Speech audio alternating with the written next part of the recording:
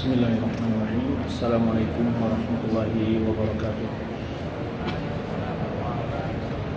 Innal hamdalillah nahmaduhu wa nasta'inuhu wa nastaghfiruh wa na'udzu billahi min shururi anfusina wa sayyiati a'malina. May yahdihillahu fala mudilla lahu wa may yudlil fala hadiya lahu. Asyhadu an la ilaha illallah wahdahu la syarika lahu wa asyhadu anna Muhammadan abduhu wa rasuluhu la nabiyya ba'dahu. أما بعد فإن أصدق الحديث كتاب الله وخير الهدي هدي محمد صلى الله عليه وسلم وشر الأمور محدثاتها وكل محدثة بدعة وكل بدعة ضلالة وكل ضلالة في النار. Para jemaah saudara maghrib rahmati Allah Subhanahu wa taala. Puji syukur kepada Allah Subhanahu wa taala, sallallahu alaihi Nabi kita Muhammad sallallahu alaihi wasallam. Semoga Allah Subhanahu wa taala senantiasa memberikan kemudahan kepada kita di dalam memahami dan mempelajari agama yang mulia ini, serta memberikan keistiqomahan kepada kita di dalam memegang sunnah Rasulullah SAW. Para jemaah rahmati Allah SWT, kita akan lanjutkan pembahasan kita dalam sejarah perjuangan dakwah Rasulullah SAW atau mukhtasar sirah, ringkasan sejarah perjalanan hidup Rasulullah SAW dalam membawa dan mengemban amanah dari Allah SWT, itu sebagai Rasul yang terakhir. Di dalam pembahasan lalu kita membahas tentang yaitu hijrah para sahabat ke negeri Habasyah. Itu hijrah yang pertama. Pada pembahasan kali ini kita akan lanjutkan itu hijrah yang kedua ke Habasyah atau ke Habasyah.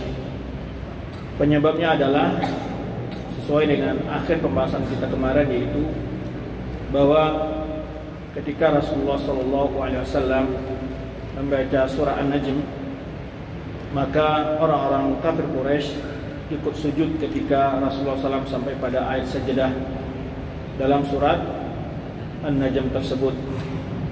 Maka menyebarlah kabar hak atau berita bohong tentang bahwa orang-orang musyrikin di kota Makkah telah memeluk Islam secara keseluruhan. Jadi kalau hari ini disebut oleh orang dengan istilah hoax atau berita-berita bohong, itu pun sudah lama di dalam kehidupan manusia, informasi-informasi yang tidak jelas seperti ini. Maka ketika itu sampai desas-desus berita-berita bahwa orang kafir Quraisy telah memeluk Islam secara keseluruhan. Maka sahabat-sahabat yang telah berhijrah pertama ke Habasyah balik ke kota Mekah. Ya, dalam pembahasan ini banyak sekali sebenarnya pesan-pesan dan pelajaran-pelajaran dapat kita ambil. Pertama adalah betapa sulit dan susah payahnya para sahabat untuk mempertahankan iman dan akidah mereka dahulu. Ya, mereka berangkat dari Mekah ke Jeddah, ya, ke pinggir laut, pelabuhan kapal, berjalan kaki, ada yang naik onta, ada yang menyewa kuda dan sebagainya. Kemudian mereka tentu kapal yang ada di zaman itu tidak canggih sama sekarang tentunya, dan berangkat mereka ke negeri Habasyah yang mana hari ini ada dikenal dengan Ethiopia. Di sana kondisi alamnya juga berat dan sulit. Mereka berhijrah ke sana setelah meminta izin kepada Rasulullah SAW.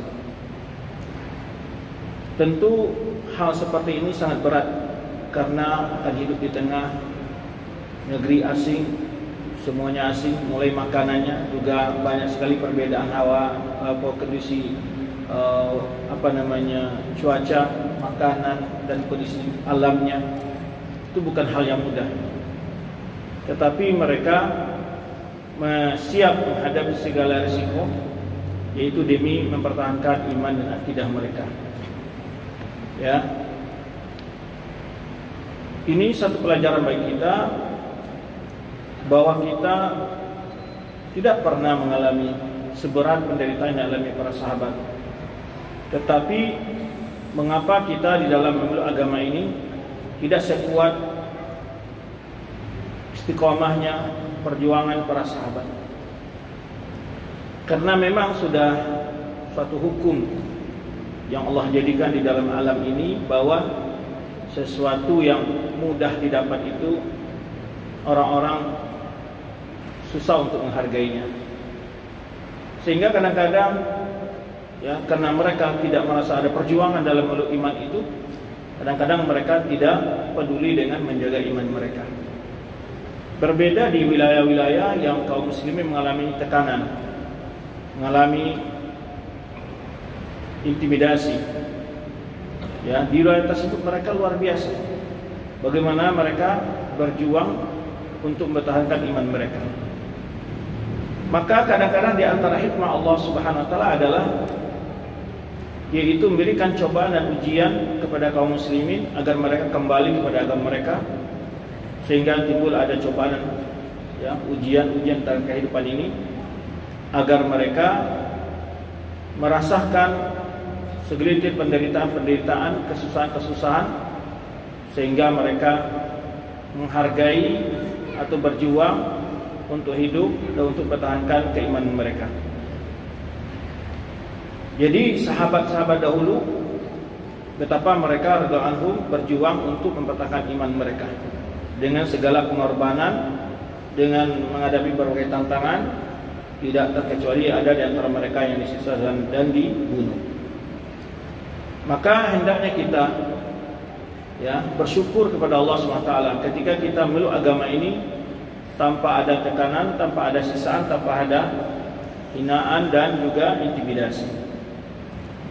Maka manfaatkanlah kondisi yang mudah ini, yang lapang ini, untuk peluang untuk banyak beribadah, banyak belajar dan mendalami agama yang mulia ini. Sebelum datang kondisi di mana ya sebagaimana dialami di sebagian wilayah kaum muslimin di dunia ini, mereka tidak bisa ke masjid, mereka tidak boleh membangun masjid, mereka tidak boleh memegang Al-Quran, bahkan mereka tidak boleh berjenggot, tidak boleh berjana cingkrang, dan segala atribut-atribut Islam dia harus dijauhi. Nah, ini satu pelajaran bagi kita. Jadi ketika kita mendengar cerita pengorbanan, perjuangan, penderitaan para sahabat, tidak lewat sedemikian rupa saja, tapi hendaknya kita mengambil pelajaran-pelajaran yang harus kita jadikan sebagai pegangan di dalam hidup kita, di dalam mengamalkan agama ini dan memperjuangkannya.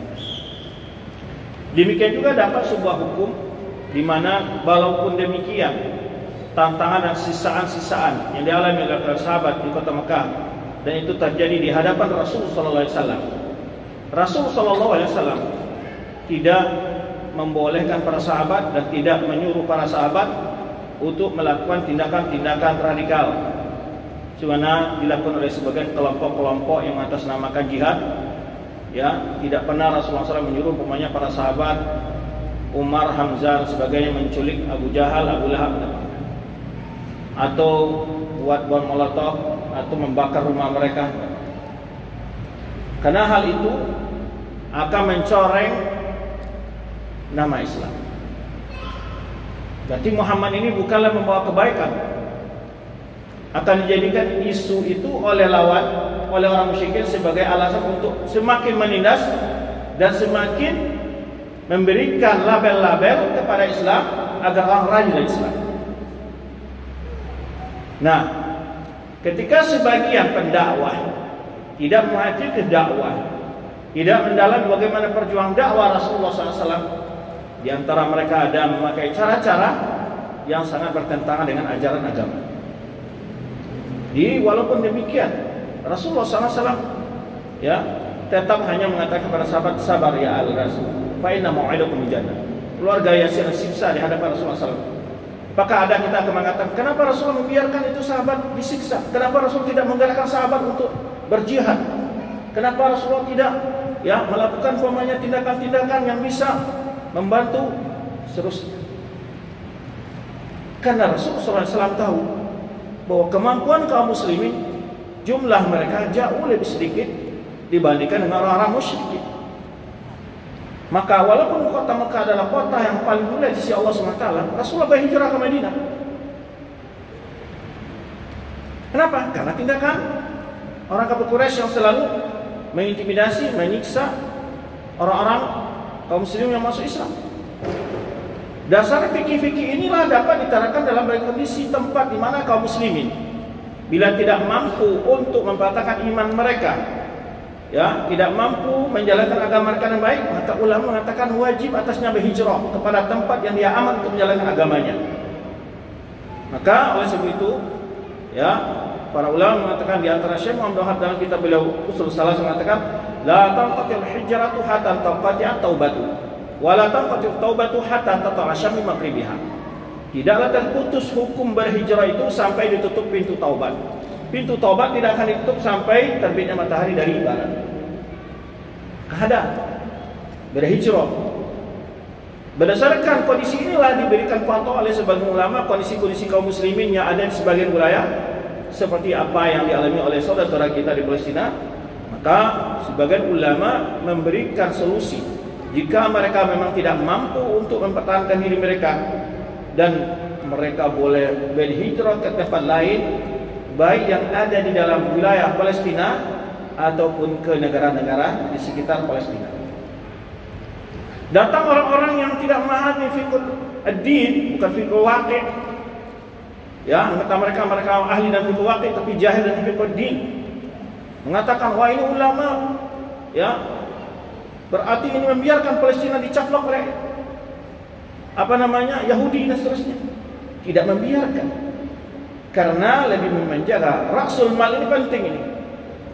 Ya, iman seseorang ke selamat jiwa seorang muslimin itu hal yang paling utama untuk diperhatikan.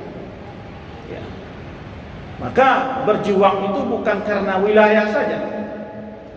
Ya, tapi ada yang utama adalah di mana kita akan aman untuk beragama dan menjalankan agama yang benar. Itu yang utama. Hanya Rasulullah mengizinkan para sahabat hijrah untuk ke Habasyah.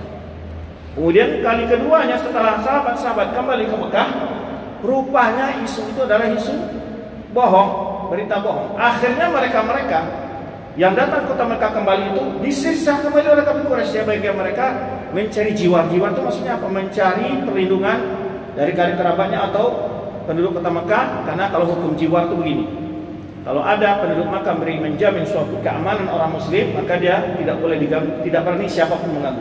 Kalau dia katakan fulan jiwari, bahwa fulan dalam tanggung saya, dia berada di rumah saya dan tidak boleh diganggu, itu orang kafir Quraisy pun tidak boleh.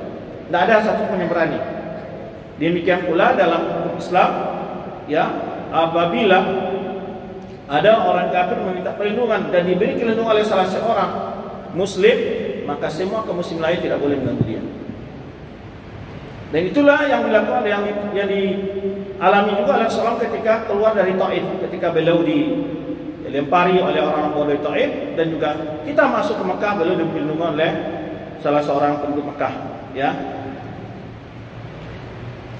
Taib.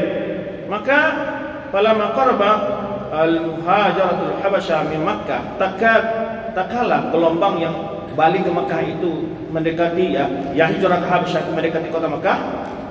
Walaqad amruhum wa taqafu anid dukhul, sampai kepada mereka berita bahwa itu berita tentang masuk Islamnya orang-orang kafir Quraisy sekarang surah itu adalah hoax atau dusta.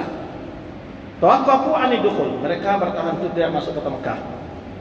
Ya, tsumma dakhala kullu rajulin fi jiwari rajulin min Quraisy. Kemudian masing-masing, ya, seseorang mencari saudara yang mau menjamin keamanannya dari orang kafir Quraisy. Jadi masuk Mekah cari jiwar, mencari orang yang bisa, kalau dalam bahasa internasional itu suaka politik. Umpamanya seperti raja atau presiden Syria yang pergi ke Rusia, itu minta suaka politik. Dia berlari mencari suaka politik. Maka dia mencari suaka dari orang-orang bisa menjamin keamanannya. Masuklah mereka ke Mekah. Kemudian summa stadda alaih bala wal adab min Quraisy, wasatat bihim asyairuhum. Jadi semakin kencang, semakin menjadi perlawanan-perlawanan, ya, dan ancaman-ancaman dari orang Quraisy, ya, di tengah kaum mereka. Mereka tahu mereka. Wa sa'aba 'alaihim ma balaghum 'anil Najasyi. Kemudian mereka, ya, merasa berat menghadapi dibandingkan apa yang mereka alami ketika mereka hadir di Najasyi, di negeri Najasyi, yaitu min husni jiwarihi, bukan tepat tenangnya mereka di sana. Fa adzana Rasulullah sallallahu fil khuruj ila al-Habasyati maratan thaniyatan fa kharaju. Maka Rasulullah SAW mengizinkan kembali mereka untuk pergi ke Habasyah. Kembali ke Habasyah. Wa kana 'iddatu man kharaja fi marati tsaniyah, jumlah yang keluar dari kota Mekah pada hijrah yang kedua ke negeri Habasyah ini yaitu 83 orang. Laki-laki, ya. Di antara mereka di dalamnya ada Ammar bin Yasir. Kemudian 19 perempuan. Jadi 83 laki-laki, 19, ya, perempuan. Itu jumlahnya. Itu sekitar berapa? 102, ya, jumlah mereka yang hijrah ke Habasyah pada hijrah yang kedua. Baik. Ketika mereka melihat Habasyah, kemudian mereka mendengar Rasulullah SAW berhijrah ke Madinah. Falamma sami'u bi muhajirin Rasulullah SAW ila Madinah. Jadi tentu dengan setengah waktu, ya, di hijrah yang kedua ini, dan sahabat-sahabat yang telah pergi sampai di Habasyah mendapat informasi bahwa Rasulullah SAW telah hijrah ke Madinah. Raja Amin salah satu rajulan.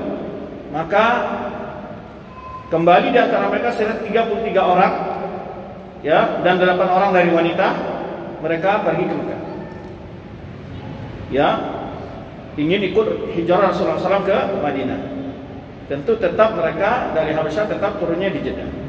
Wa mata minhum rajulani di Makkah. Kemudian yang 33 orang tadi dari laki-laki dan 8 dari perempuan itu, 2 orang laki-laki meninggal di Mekah dan 7 orang ditangkap oleh orang Quraisy. Kemudian sahabat yang ikut hijrah ke Habasyah dan hijrah ke Madinah itu ikut perang Badar bersama Rasulullah SAW. Jumlah mereka sekitar 24 rajulan, sekitar 24 orang. Ini kisah ini diringkas. Tentu dalam waktu yang cukup lama, ya, setelah hijrah kedua Rasulullah SAW, salah sahabat pindah ke Habasyah yang kedua kalinya. Kemudian dalam waktu yang panjang terdengarlah mereka Rasulullah telah hijrah ke Madinah. Maka mereka ingin ikut hijrah ke Madinah, mereka kembali. Baik. Kemudian kitab Rasulullah SAW ila Najasyi yuzawwijuhu Ummu Habibah. Jadi Raja Najasyi masuk Islam. Kemudian Rasulullah SAW menikahkannya dengan Ummu Habibah. Falamma kana syahr Rabi' sana 7 min al-hijrah, itu pada bulan Rabiul Awal ini atau Rabiul Tsani, sini Rabi' disebut saja syahr Rabi', Rabiul Awal atau Rabiul Tsani, tahun ke-7 dari tahun hijrah, tahun ke-7 tahun hijrah, ya, berarti sudah 7 tahun Rasulullah SAW hijrah. Rasulullah SAW menulis surat kepada Najasyi untuk mengajaknya masuk Islam, ya. Wa kataba ilaihi, dan juga Rasulullah SAW menginformasikan bahwa dia dinikahkan oleh Rasulullah SAW dengan Ummu Habibah binti Abi Sufyan. Wa kana muhajiratan ma'a zawjiha, yang pada waktu itu ikut hijrah bersama suaminya ke Habasyah, yaitu Abdullah bin Jahsh. Fatanassara hunaka wa mata nasraniyan. Namun Abdullah bin Jahsh ini sampai di Habasyah, pindah ke agama Nasrani dan mati di Habasyah. Kemudian setelah meninggal suaminya, Rasulullah SAW menikahkan Ummu Habibah dengan Najasyi. Kemudian juga Rasulullah SAW menulis surat kepada Raja Najasyi untuk mengirim sahabat-sahabat beliau yang masih tersisa di negeri Habasyah untuk diberi fasilitasi oleh Najasyi kapal untuk mereka kembali ke Makkah dan langsung berangkat ke Madinah. Falamma qara'a kitab aslam, tatkala Najasyi membaca surat Rasulullah SAW, dia menerima, ya, ajakan Rasulullah untuk masuk ke dalam Islam. Wa qala, bahkan Najasyi berkata, "Law qadirtu an atihi la ataitu." kalau seandainya saya mampu datang kepadanya, sungguh saya akan datang kepadanya. Maksudnya kepada Nabi sallallahu alaihi wasallam. Wa zawajahu Ummu Habibah. Rasulullah SAW mengawinkan Najasyi dengan Ummu Habibah binti Abi Sufyan. Wasdaqaha anhu, ya. Kemudian jumlah maharnya adalah yaitu 400 dinar. 400 dinar. Itu antum kalikan berapa itu? Ya, 400 dinar itu bukan sedikit. Ini mahar yang sangat luar biasa. Wa hamala baqit ashabi fi sabinatain. Lalu Najasyi mengirim sahabat-sahabat masih ada di negerinya dengan 2 kapal. Faqadimu ala Rasulullah SAW di Khaybar. Nah, waktu itu sahabat-sahabat yang dikirim oleh Najasyi ini, itu Rasulullah berada sedang berjihad untuk menaklukkan kota Khaybar, ya. Setelah selesai Rasulullah SAW perang Khaybar. Baik. Nah, ini kisah yaitu hijrahnya para sahabat dan kembalinya mereka dari Najasyi dan ikut hijrah bersama Rasulullah ke Madinah.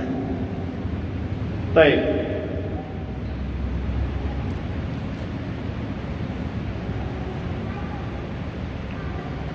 Kemudian orang kafir Quraisy berupaya sebelum itu untuk meminta Raja Najasyi mengembalikan orang-orang Islam yang hijrah ke negerinya, dikembalikan ke Mekah. Nah, ini kisah berikutnya, yaitu ba'sa Quraisy ila Najasyi tatlub irja'il muslimin. Jadi ketika kaum muslimin hijrah yang kedua kali itu, kemudian orang kafir Quraisy ikut mengirim hadiah, mau menyogok Raja Najasyi agar Najasyi mengusir kaum muslimin yang ada di wilayahnya. Ya, ini kita lihat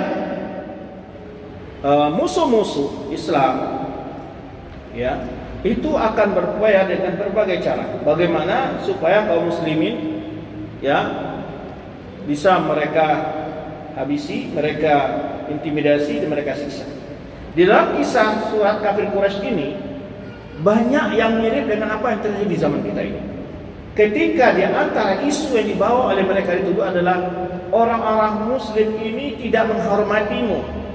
Kamu lihat bahwa dia tidak mau sujud, kamu akan lihat bahwa mereka tidak mau sujud kepadamu. Nah, ini akan kita dengar. Di antara hal yang sama juga dilakukan oleh sebagian orang-orang yang anti dengan dakwah sunnah, menggunakan isu-isu untuk memprovokasi penguasa pemerintah untuk membenci dakwah ini.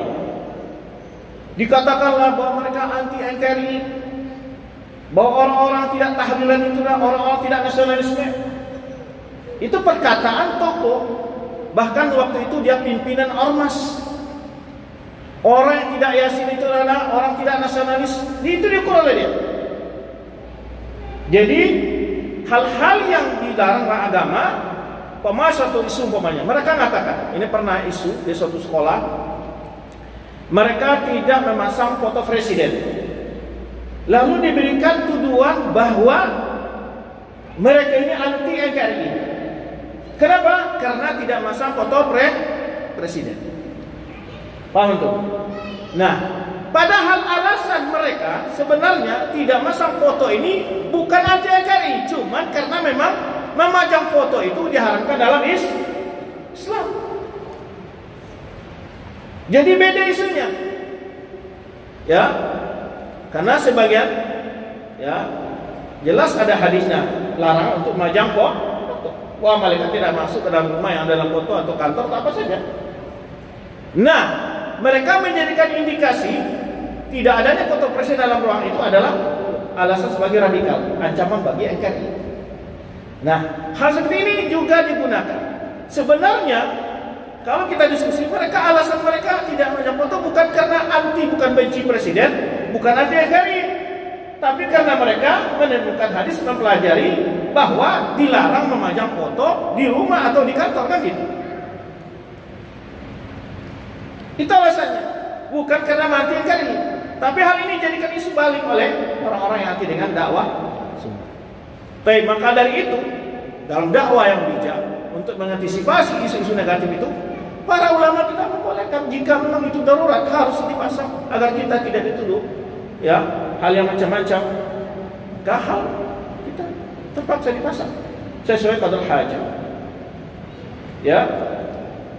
Termasuk juga fatwa ulama tentang masang bendera dan hormat kepada bendera itu ditafsir oleh para ulama. Karena ini dijadikan isu oleh sebagian kelompok untuk mengintimidasi dan menjadikan mereka orang-orang yang cap sebagai anti NKRI. Mungkin ada juga kelompok yang memang alasannya dia tidak memasang foto presiden atau tidak upacara tidak memasang bendera, boleh jadi mungkin saja anti NKRI. Tapi tidak setiap orang itu beralasan sama. Jadi tidak boleh diukur kalau dia tidak pasang foto presiden harus dianggap bahwa dia anti NKRI atau tidak Pancasilais atau benci pada negara, benci pada presiden. Karena memang ada hadis melarang memajang foto. Cuma para ulama kita memberikan rukhsah kalau memang harus itu dilakukan. Ya, untuk maslahah yang lebih besar, makanya para ulama bolehkan. Nanti umpamanya tidak diberikan izin kepada lembaga kita dan sebagainya, lakukan. Itu mimbab ad-darurah dan mimbab apa? Sadz dzara'i, ya, itikaf akhaf dararain. Paham? Ini fiqh dakwahnya agak dalam pembahasan seperti ini. Kita akan dengarkan bagaimana nanti. Lama kana ba'dal Badr. Tatkala setelah perang Badar, berarti Rasulullah SAW setelah hijrah ke Madinah. Perang Badar tahun berapa? Tahun 2 Hijriah. Baik. Orang kafir Quraisy mengadakan pertemuan di kantor DPR mereka, itu Baitun Darun Nadwa. Ya, kantor DPR mereka. Wa qalu inna lana fil ladina 'inda jas sa'ran. Kita harus balas dendam terhadap orang-orang yang sa'ran itu artinya balas dendam. Ya, kita harus balas dendam terhadap orang-orang Islam yang ada di Najasyi, di negeri Najasyi, yang pergi ke negeri Najasyi. Innalana fil ladina, sungguh bagi kita pada orang-orang yang ada di situ sa'ran harus ada balasan. Balasan apa? Karena mereka kalah dalam perang Badar.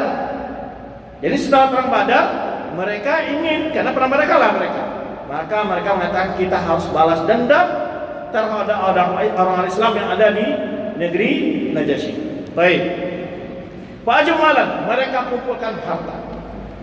Wa ahduhu ila Najasyi, ingin memberikan ini harta buat Najasyi. La'allahu yadfa ilaikum man indahu, mudah-mudahan dia mau menyerahkan orang-orang muslim yang ada di sisinya itu linan tadi lidzalika rajulaini min ahli ra'yikum, kita utus 2 orang dari orang-orang pintar di antara kalian berkomunikasi, kirim 2 orang membawa harta, bawa hadiah.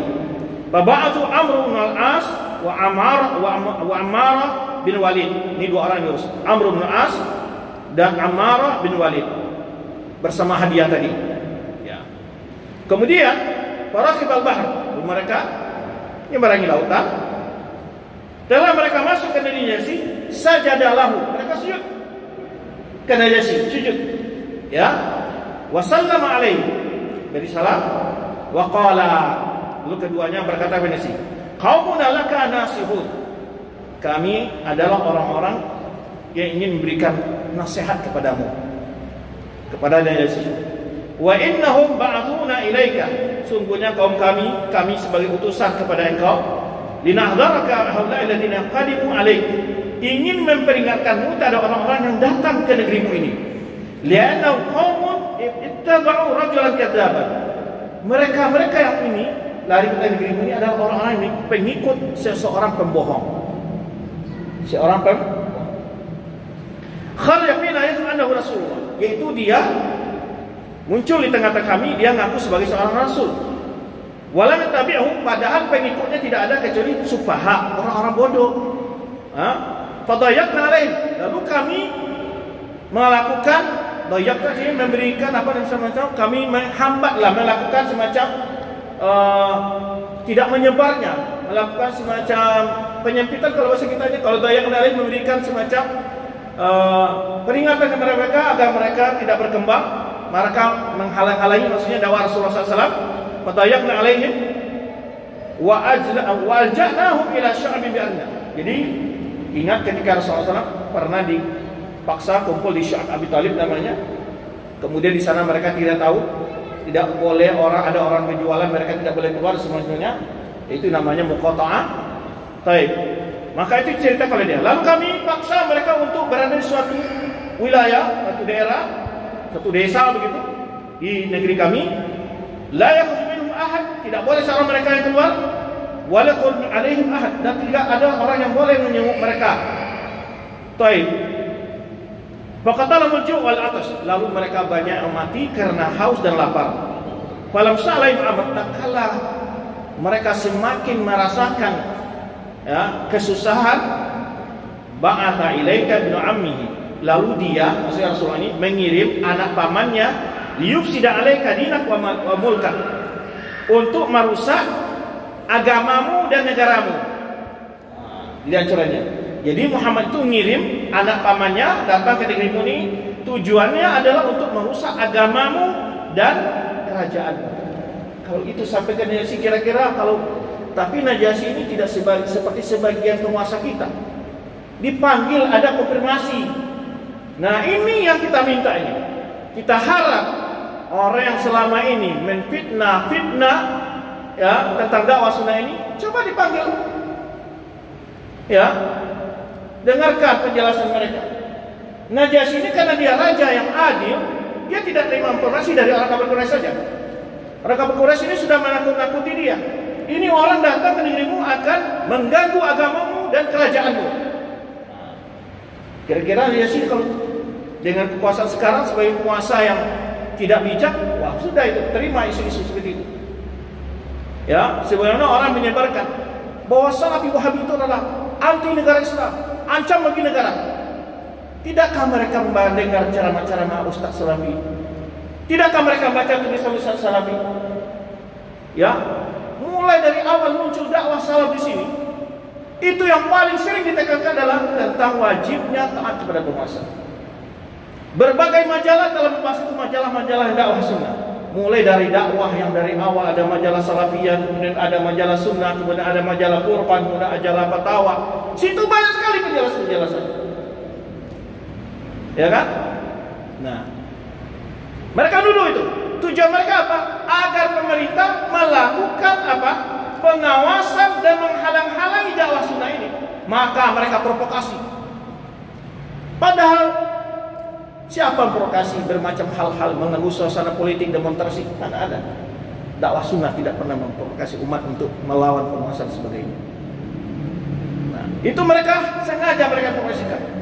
Ya, diprovokasi ketika ada polisi-polisi yang mau ikuti dakwah sunnah, dituduh ini bahaya ini. Ya, karena mereka takut kalau dakwah sunnah ini menyebar, ya, ajaran bid'ah mereka tidak laku lagi, akan sepi kegiatan-kegiatan yang mereka adakan.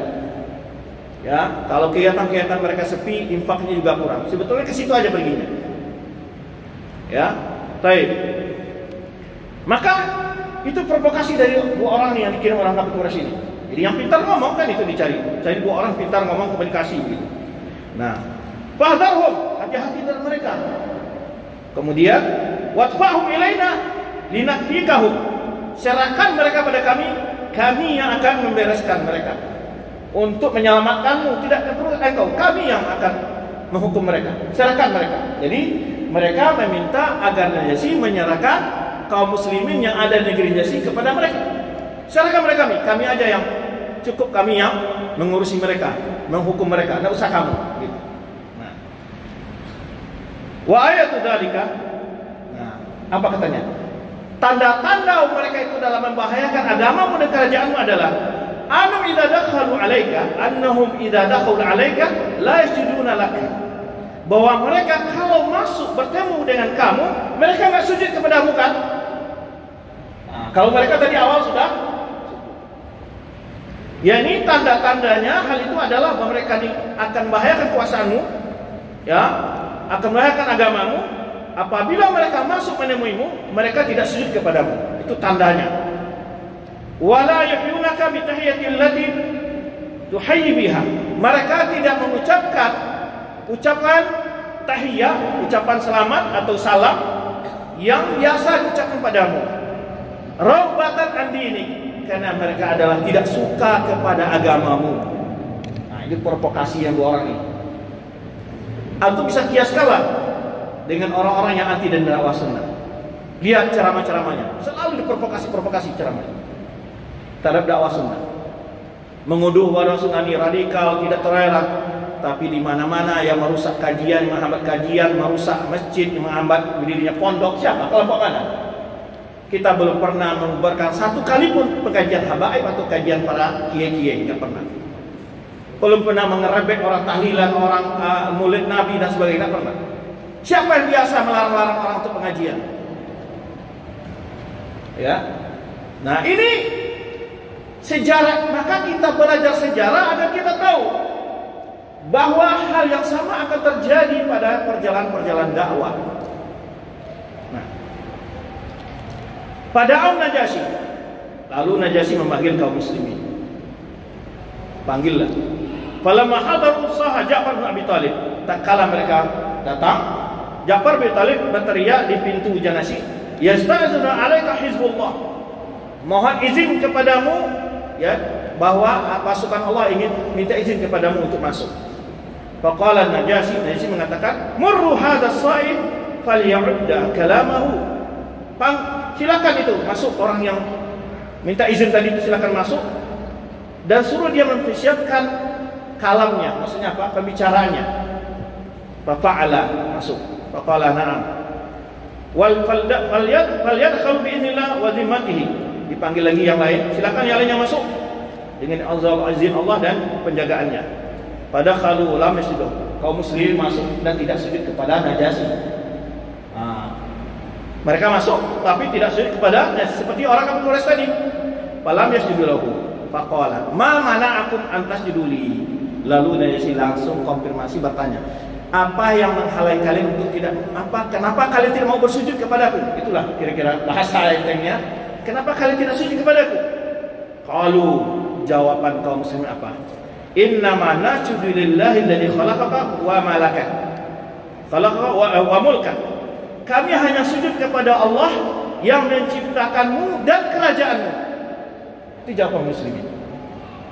Bukan karena benci kepada Najasyi, bukan ingin merendahkan Najasyi. Ya, bukan karena ingin merendahkan, bukan karena benci. Tapi kami hanya sujud kepada Allah yang menciptakanmu dan kerajaanmu. Nah, ini yang tadi tanda pertama yang dijadikan oleh orang kafir Quraisy untuk memprovokasi Najasyi membenci kaum muslimin. Kemudian, wa inna makana tilka tahiyya lana wa nahnu na'budul awthan. Itu dulu sujud-sujud seperti itu, kata sahabat ini yang datang, itu adalah ucapan selamat dulu kami waktu kami masih menyembah berhala. Faba'athallahu fina nabiyyan shadiqan, lalu Allah mengutus kita kami seorang nabi yang jujur. Wa amarna bit tahiyyah, lalu nabi kami menyuruh kami untuk mengucapkan selamat itu kalau datang adalah allati yahdi Allah, yang diridai oleh Allah. Ya salam, cukup salam saja tanpa sujud.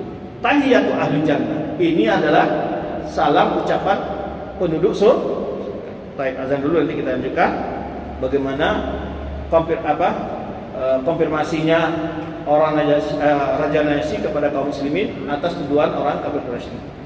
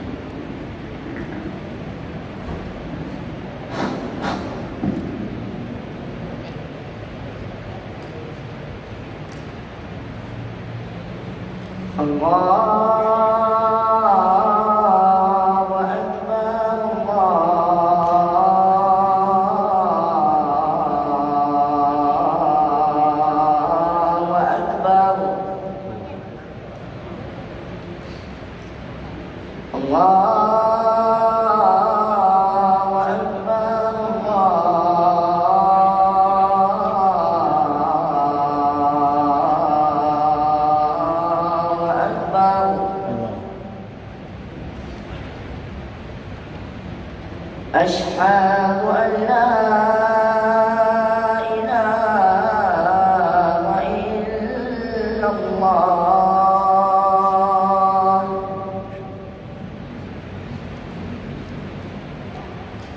أشهد أن لا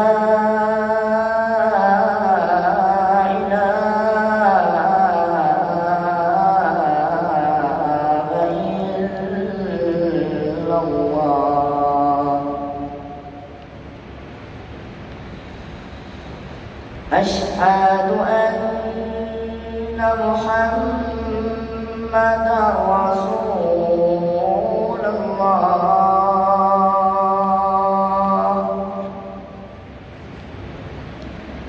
أشهد أن محمدا رسول الله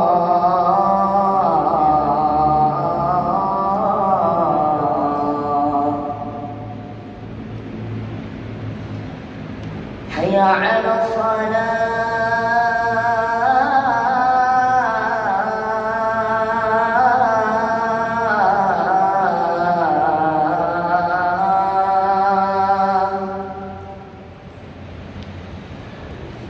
حي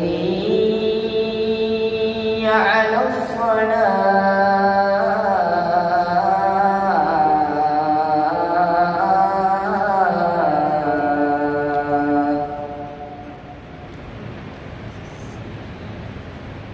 حي على الفلاح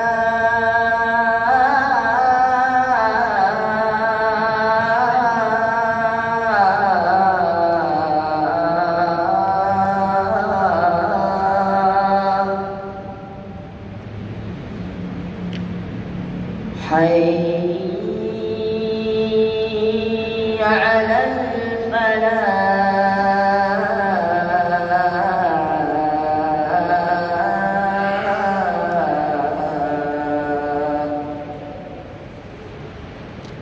الله أكبر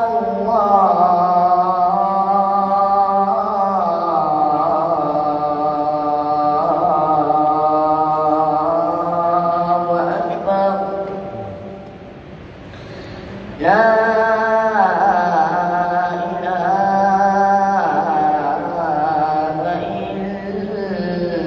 إلا الله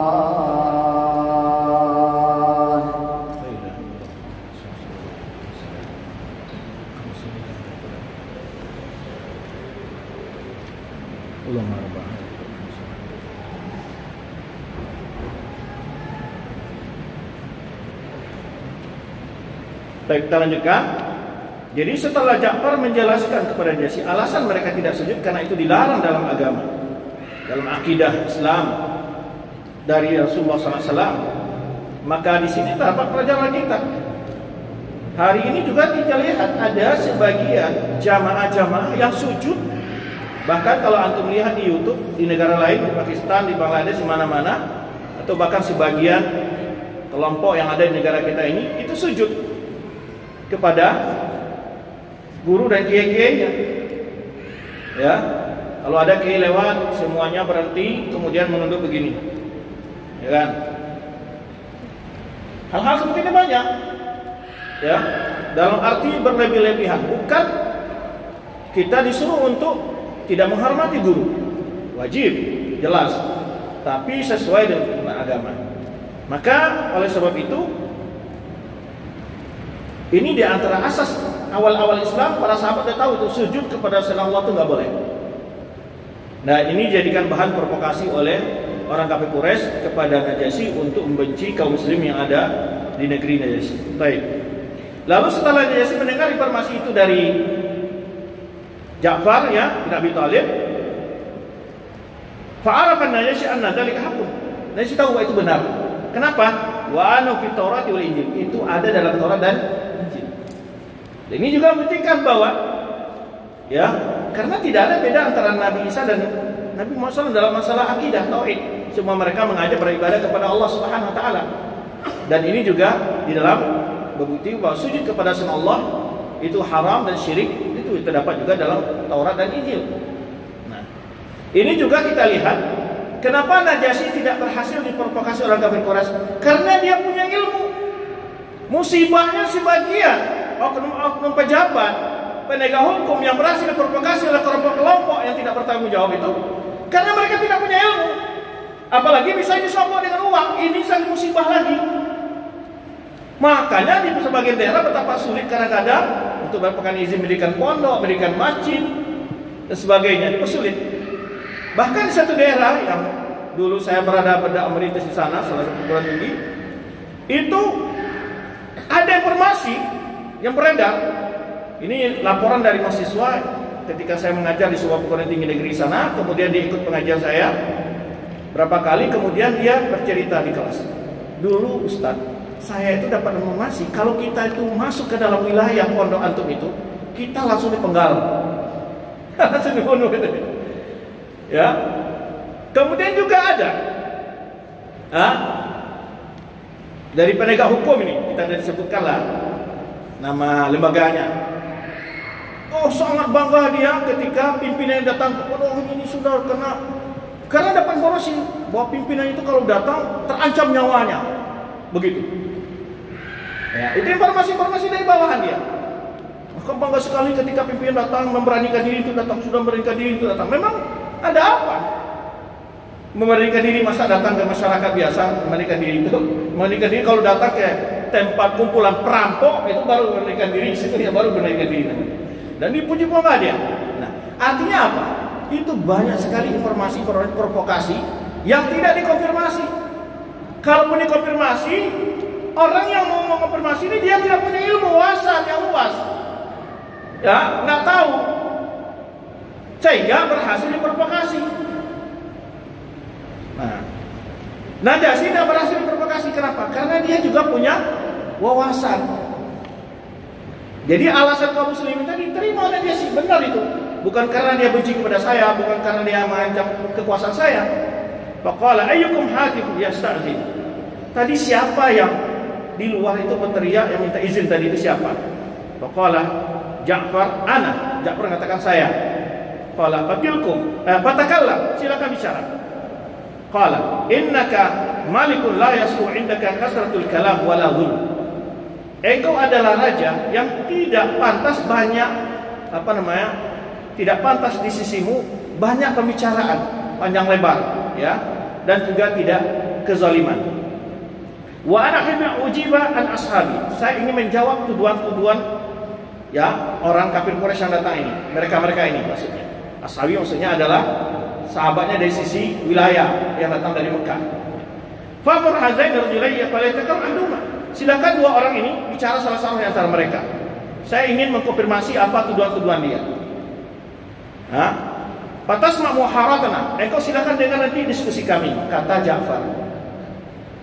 Jadi kalau diskusi itu harus ada yang orang yang punya ilmu dan juga orang bisa memberikan keputusan, bukan diskusi kosong saja. Silakan kamu dengar nanti kami diskusi. Faqala Amru li Ja'far. Lalu Amru berkata kepada Ja'far, Amru siapa? Utusan dari kafir Quraisy tadi. Takallam, silakan kamu bicara. Kata Amru. Qala Ja'far li Najasyi. Maka Ja'far berkata kepada Najasyi, "Salhu, silakan tolong tanya kepada dia. A'abin nahnu am ahrar? Kami ini budak atau orang merdeka?"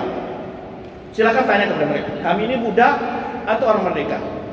Fa in kunna 'abidan abakna min arbabina farduna ilaihim. Kalau memang kami adalah budak lalu kami lari dari tuan kami, maka silakan kami untuk ditangkap kembali kepada tuan kami. Kan budak kalau lari kan boleh ditangkap, dikembalikan ke majikannya. Faqal Amr. Lalu Amr dari utusan kafir Quraisy menjawab, "Man ahrarul kiram." Mereka ini orang-orang merdeka, orang-orang mulia. Enggak berani dia bohong. Lalu Ja'far berkata lagi, "Faqala hal ahraqna daman min ghairi haqqin fa yuqtasu minna?" Apakah kami pernah menumpahkan darah lalu kami berhak untuk dikisos? Maksudnya pernah melakukan kejahatan, pembunuhan sehingga kami harus dikejar, atau kami adalah orang lari dari budak yang lari boleh ditangkap, lari kan dikembalikan lagi, atau kami adalah pelaku pidana kejahatan? Qala Amr wala qata. Apa kata Amr jawabnya? Enggak, wala satu tetes darah pun tidak pernah kali tumpahkan. Faqala. Yang ketiga ditanya oleh Ja'far, silakan tanya dia. Hal akhadna amwalan nas bighairi haqqin? Atau kami merampok harta orang lain? Fa alaina qada'uha, sehingga kami wajib membayarnya? Faqal Amrun, orang kafir Quraisy menjawab, wala qirat, walau sebesar qirat. Faqala Najasyi, lalu Najasyi tanya, "Mama tatubuna minhum?" Lalu kenapa kalian minta mereka ini? Jadi maksudnya orang muslim kan diminta oleh orang kafir Quraisy supaya dikembalikan, ditangkap oleh mereka, dibawa kembali. Lalu ditanya oleh Najasyi sama orang dua orang ini, apa alasan kalian meminta kalian supaya kalian meminta mereka ini, apa alasan kalian? Kunanawhum ala umurin wahid. Lalu terserahlah dia. Kami dulu sama-sama dalam satu agama, satu budaya, satu keyakinan. Aladini abaina, yaitu kedua agama nenek moyang kami. Fataraku dzalika wattabu ghairahu. Lalu dia meninggalkan agama nenek moyang itu, lalu mengikuti Nabi Muhammad sallallahu alaihi wasallam. Itu mereka. Faqala Najasyi, "Ma hadzal ladzi kuntum alaihi?" Lalu ditanya lagi, "Apa itu agama nenek moyang kalian itu? Wa ma ladzi taba'tumuhu?" Ya. Apa yang kalian ikuti? Usduqni, jujur kepada saya. Faqala Ja'far, adapun kami yang dahulu berada di atasnya, yang kami tinggalkan ajaran nenek moyang kami itu adalah dinus syaitan, agama syaitan. Kunna nakfuru billah, dulu kami kafir kepada Allah. Wa na'budul hijar, kami menyembah batu. Awamal tahawalna ilaih, adapun agama yang kami pindah ke dalamnya, kami peluk sekarang, fadinullah Islam, itu agama Allah al-Islam. Ja'ala bihi minallah rasulun wa kitabun, yang membawa kepada kami adalah rasul, ada kitab, mislu kitab ini Maryam muwafiqan lahu, sama seperti kitab Injil yang dibawa oleh anak Maryam. Faqala takallamta bi amrin 'azim fa'ala rizqi. Lalu tangkapannya sih, ini pembicaraanmu satu hal yang pembicaraan yang besar. Lalu ala rizqi maksudnya tolong santai dulu ya, tenang. Summa ara bi darbin naqus, lalu disuruh memukul lonceng. Fastama ilaihi kullu qisis rahib, berkumpullah semua pendeta-pendeta. Faqala lahum unshidukumullah alladhi anzala al-injil ala Isa. Lalu Najasyi berkata kepada semua pendeta-pendeta ini, saya saksi kepada Allah pada kalian yang telah menurunkan Injil kepada Isa. Hal tajiduna baina Isa wa baina yaumil qiyamah nabiyyan, ditanya, apakah kalian mendapatkan dalam kitab Injil itu ada nabi yang diutus antara Isa dan hari kiamat? Ada nabi enggak? Qalu Allahumma na'am. Iya. Jadi antara Isa dan hari kiamat itu ada nabi. Qala basyara nabihi Isa, yaitu setelah dikabarkan oleh Isa dalam memberi kabar kepada kita dalam Injil. Wa qala man amana bihi faqad amana bihi. Orang yang mau beriman dengan nabi itu sungguh beriman denganku, kata Nabi Isa. Wa man kafara bihi faqad kafara bihi. Wa man kafara bihi faqad kafara bihi. Orang yang kafir dengan nabi itu nanti kafir dengan aku, kata Nabi Isa. Ini tentang kebenaran ajaran Nabi Muhammad SAW. Faqala Najasyi li Ja'far radhiyallahu anhu. Lalu Najasyi tanya lagi kepada Ja'far, "Madza yaqul lakum hadzal rajul wa ma ya'murukum?" Jadi apa yang dibawa oleh nabi kalian ini? Apa perintahnya kepada kalian? Wa ma yanhaakum anhu? Apa larang-larangan yang dilarang kalian melakukannya? Faqala, lalu ya Ja'far itu Ja'far menjawab, dia membawa kepada kami kitab Allah, menyuruh kami untuk berbuat yang ma'ruf, mencegah kami dari berbuat yang munkar.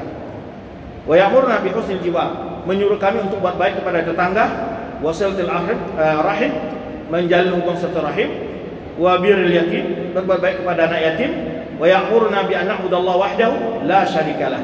Dia menyuruh kami untuk beribadah kepada Allah semata yang tiada sekutu baginya. Faqala iqra mimma yaqra alaikum. Lalu Najasyi minta kepada Ja'far untuk membaca sebagian ayat yang dibaca oleh Rasulullah kepada sahabat-sahabatnya. Lalu Ja'far membaca surat Al-Ankabut dan surat Rum. Fafadat aynan Najasyi minad dumu. Ya, maka Najasyi mendengar ayat yang dibacakan itu dari surat Al-Ankabut dan surat Rum itu menangis. Faqala zidna, tambah lagi, kata Najasyi, min hadzal hadis thayyib, dari bacaan yang baik ini. Faqara alaihi suratul Kahf, lalu dibaca kepada Ja'far membaca surat Al-Kahfi. Farada Amru ayyuqdiban Najasyi, lalu Amru bin Al-As tadi yang datang utusan Quraisy ingin membuat bagaimana Najasyi supaya marah kepada para sahabat. Faqala innahum yashtumuna Isa wa ummuhu. Mereka ini, kata Amru bin Al-As tadi utusan Quraisy, mencela Nabi Isa dan ibunya. Ini provokasi kedua. Ini mencela Isa dan ibunya. Karena kan mereka meyakini Isa sebagai Tuhan, juga ibu sebagai Tuhan. Faqala ma taquluna fi Isa wa ummihi? Apa pendapat kalian tentang Isa dan ibunya? Kata Najasyi kepada Ja'far. Faqara alaihi surat Maryam, lalu dibacakan kepada Najasyi oleh Ja'far surat Maryam. falamma ata ala dzikri Isa wa ummihi, tatkala sampai pada ayat yang menyebutkan tentang Isa dan ibunya, rafa Najasyi bikisyatin min siwaqihi, lalu diangkat oleh dia satu potong dari siwaknya.